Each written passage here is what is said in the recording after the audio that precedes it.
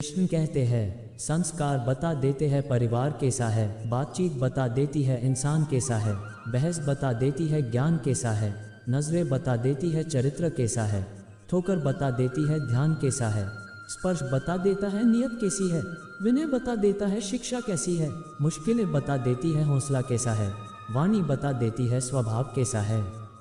मैं ना तो तुम्हारी महंगी भेंट से प्रसन्न होता हूँ, ना दिखावटी दान दलायुता से। अगर मेरे मन को हरना है तो मुझे प्रेम से पुकारो, मैं हाजिर हो जाऊंगा। अवास्तविक चीज़ों को लेकर मन में कभी डर पैदा मत होने दो, वो वास्तविक नहीं है, वह ना तो कभी था और ना कभी होगा। इसके विपरीत जो वास्तविक है वह हमेशा से था और उसे ना तो बदला जा सकता है ना कभी नष्ट किया जा सकता है। जो मनुष्य किसी अच्छे काम में लगा हुआ होता है, आने वाले समय में उसका अंत कभी बुरा नहीं होता है। मनुष्य अपनी 3 प्रमुख कृतियों द्वारा नरक के द्वारा पर पहुंचता है। वे तीनों कृतियां काम, क्रोध और लोभ हैं।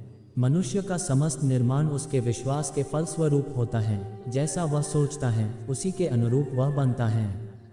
परिवर्तन इस संसार का नियम है। एक नज़र में तुम असीम संपत्ति के मालिक बन सकते हो, दूसरी नज़र में तुम दरिद्र बन सकते हो। एक इंसान के रूप में इस धरती पर तुम्हारे कुछ कर्तव्य हैं। अनिवार्य रूप से अपने कर्तव्य को निभाओ। किसी से सच्चा प्रेम होना शुद्धता और दिव्यता का प्रतीक है। जो कुछ भी हुआ है उसमें तेरा कोई योगदान नहीं है, इसलिए तुम्हारी सारी परेशानियां व्यर्थ हैं।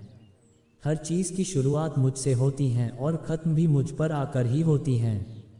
इंद्रियों से मिलने वाला सुख सच्चा नहीं होता है। इंद्रियों का सुख पहले तुमको अमृत की मिठास देगा, लेकिन बाद में तुम्हारा विनाश कर देगा। तुम अपने जीवन को सार्थक बना सकते हो, लेकिन इसके लिए तुम्हें मेरी शरण में आना पड़ेगा। अगर तुम्हें मेरी बातें अटपटी लगती हैं तो तुम्हें अपने नज़रिए को बदलने की ज़रूरत है। अभी तुम चीज़ों को उस तरह से नहीं देखते हो जिस तरह मैं देखता हूँ। अगर एक बार तुमने मुझ पर विश्वास कर लिया तो तुम्हें जीवन में कभी निराश होना नहीं पड़ेगा। एक बार जो मुझ पर विश्वास करता है उसको मैं कभी छोड़ता नहीं हूँ। जो मेरे भक्तों के साथ धोखा करता है उसके लिए मैं सबसे बड़ा शत्रु हूँ।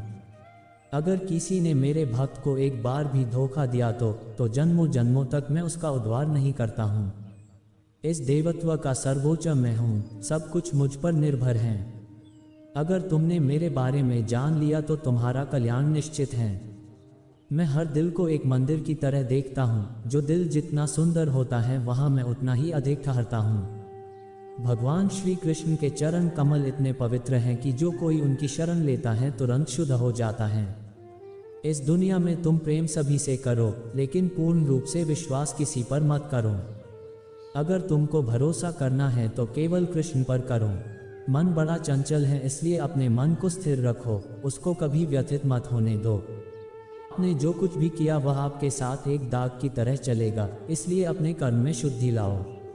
बुरे विचार मन को दुखी और परेशान कर सकते हैं, लेकिन जब आप कृष्ण में विश्वास करते हैं तो कृष्ण स्वयं आपकी सब परेशानियां दूर करने आते हैं। मैंने अभी तक तुम्हारे शरण में आने के प्रस्ताव को स्वीकार नहीं किया है, क्योंकि तुमने अभी तक पूर्ण रूप से समर्पण नहीं किया है। जब तुम शुरुआत करोगे तो स्वाभाविक रूप से तुमको असफलता मिल सकती है। कई बार तुमको गिरना भी पड़ सकता है, लेकिन इसका मतलब यह नहीं होना चाहिए कि तुम उस काम को करना छोड़ दो। एक समय आएगा जब तुम परिपूर्ण हो जाओगे और तुम्हारे सभी काम सफल हो जाएंगे। इस काम में मैं हमेशा तुम्हारे साथ खड़ा रहूँगा। मैं तुम्हारे हर छोटे बड़े कर्म में साथ दूंगा। तुम्हारा जो दिल करे उसको करो, लेकिन नम्रता और सरलता के साथ करना, अहंकार के साथ नहीं।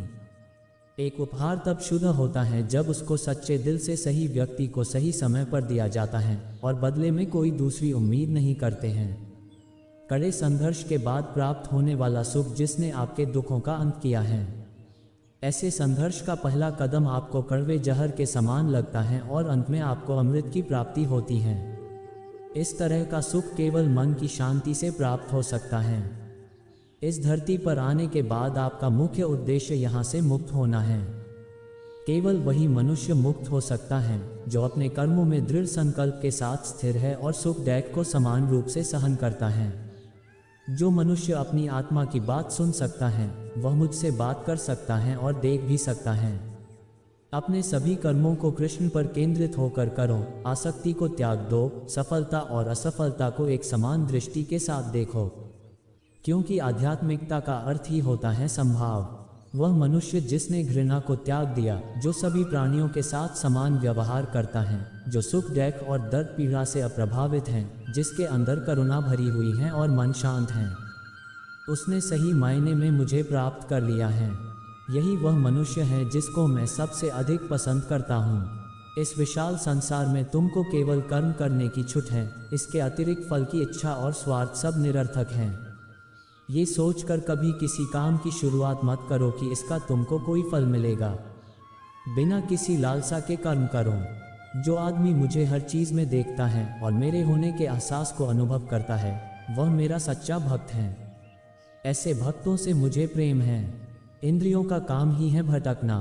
जब कोई मनुष्य अपना मन उनके पीछे छोड़ देता है तो समझ लीजिए कि उसने छेद वाली नाव में सवारी शुरू कर दी है, जिसका डूबना तय है। ऐसा कोई नहीं है जिसका सदियों से अस्तित्व है, और ना ही ऐसा कोई है जिसका सदियों बाद अस्तित्व रहेगा। यहाँ कुछ स्थायी नहीं है। वह सभी चमकदार वस्तुओं में प्रकाश के स्रोत के रूप में स्थित हैं। वह सभी प्रकार के अंधकार से परे और अव्यक्त हैं। वह ज्ञान का विषय है और वही ज्ञान का लक्ष्य है। वह सबके हृदय में विराजमान है। तुम उसी को देख पाते हो जो तुम हो, और तुम वही जो तुम देखते हो। मैं सभी के घरों में निवास करता हूँ। मेरी ऊर्जा सभी जगह समान रूप से वितरित है। जो मुझे पहचान लेता है उसको मैं भक्ति रस प्रदान करता रहता हूँ। मैं सर्वनाश कर सकता हूँ, मेरे रुकने की वजह मेरे भक्त हैं। जिस दिन मेरे सभी भक्त मर जाएंगे, मैं सर्वनाश कर दूंगा। जो व्यक्ति अंधकार से मोहित होकर अपने कर्मों को अंजाम देता है, मैं उसके खिलाफ खड़ा होता हूँ। कृष्ण कहते हैं, तुम हमेशा के लिए यहाँ रहने वाले नहीं हो, तुम्हारा जीवन बहुत सीमित है। जो मनुष्य यहाँ आता है वह अपनी क्षमता को तलाशने के लिए आगे बढ़ता है। ये गलत नहीं है अगर तुम निस्वार्थ भाव से अपनी गति करते हो। स्वभाव के द्वारा निर्धारित कर्तव्य का पालन करने से कोई पाप नहीं होता है। हम वास्तव में कभी दुनिया का सामना करते ही नहीं हैं। यहाँ रहकर हम जो भी अनुभव करते हैं वे हमारी इंद्रियां हैं। तुम केवल अपने कर्म पर नियंत्रण कर सकते हैं। तुम्हारे कर्म के परिणाम का तुम दावा नहीं कर सकते। हारने का डर, असफलता का भय, कर्मों के साथ भावना जोड़ना सफलता की सबसे बड़ी बाधा है। ये विचार मन को अस्थिर कर आपकी क्षमता को लुटता है। स्वार्थ से जुड़े कर्म आपको दुनिया में कैद करते हैं। व्यक्तिगत लाभ के बारे में नहीं सोचे और निस्वार्थ भाव से काम करें। अपनी इच्छा शक्ति से खुद को नया आकर दो। अपने आप को कभी स्व इच्छा से नीचा मत होने दो। बुद्धिमानी तुम्हारी चेतना को एकीकृत करती है और कर्म के फल के प्रति आसक्ति को त्यागने में मदद करती है। दूसरों के सुख दुख पर कोई यदि इस प्रकार प्रतिक्रिया देता है जैसे वे उसके अपने हैं, तो उस व्यक्ति को सच्चा आध्यात्मिक मान सकते हैं। मैं हर समय से यहाँ पर था, ऐसा कोई समय नहीं है जब मैं यहाँ नहीं था। मैं समस्त भूत में भी विद्यमान था और समस्त भविष्य में मेरा विद्यमान रहेगा।